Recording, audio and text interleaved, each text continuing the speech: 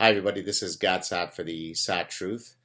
So-called progressives are wrong on an endless number of issues. Today, I'd like to focus on one particular issue, and that is uh, how much do we tolerate and support various forms of diversity?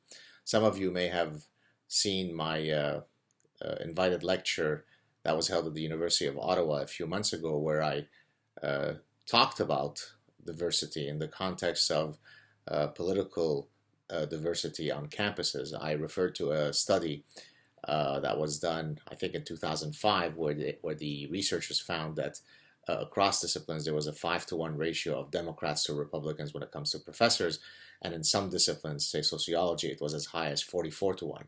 So on campuses, the so-called progressives are very, very keen on supporting every single form of diversity: religious diversity, ethnic diversity, cultural diversity, culinary diversity, linguistic diversity, racial diversity, sexual orientation diversity. All of these things are wonderful and enriching, but perhaps the most important form of diversity in a place where ideas are discussed, namely intellectual diversity, well, that's a no-no.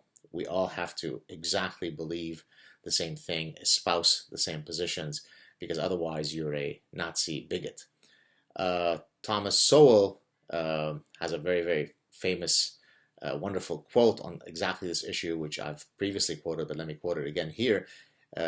He basically quipped the following: "The next time some academics tell you how important diversity is, ask how many Republicans there are in their sociology department."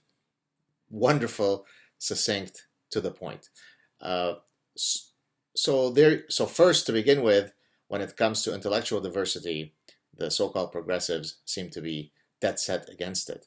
On the other hand, in their never-ending abyss of contradictory positions within their own heads, there's another type of diversity that they are very, very keen on supporting, and that's the diversity of values that are imported from cultures that couldn't be any more antithetical to our cultural values. So in the West, in secular liberal democracies, we believe that men and women are equal. That doesn't mean, of course, that sexism doesn't exist, but at least in theory, we believe that all individuals are equal. We believe in gay rights. We believe in animal rights.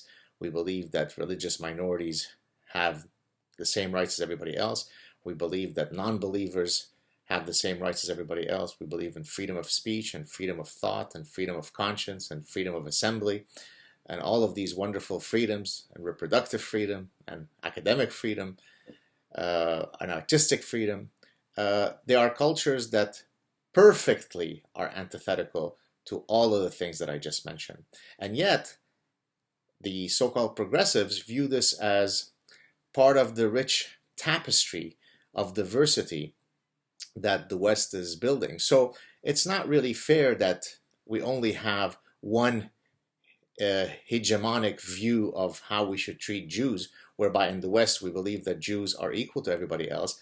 Well, that's just not diverse enough. We also have to allow for folks who believe that Jews are the worst enemies of God and should be exterminated. See, that's diverse. Some people love Jews. Some people want to kill them. That's diverse. It's nice. We want that. Some people believe that we should fight to make sure that gays have the exact same rights as everybody else, as we're trying to do in the West. Other people think that they should be thrown off the top of mountains and buildings. See, again, very nice. It's diverse. Some people love gays. Some people want to execute them. Very diverse. Some people believe that women should keep their clitorises intact. Others believe that they shouldn't. Again, it's diverse. You see how rich the tapestry of diversity is?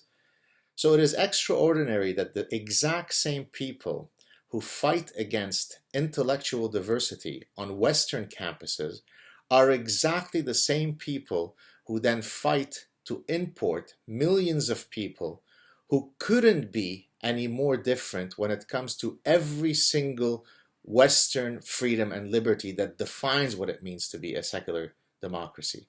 But such is the mind of an ostrich. It walks around without any consistent, coherent set of beliefs. It's a random generator of platitudes and stupidity.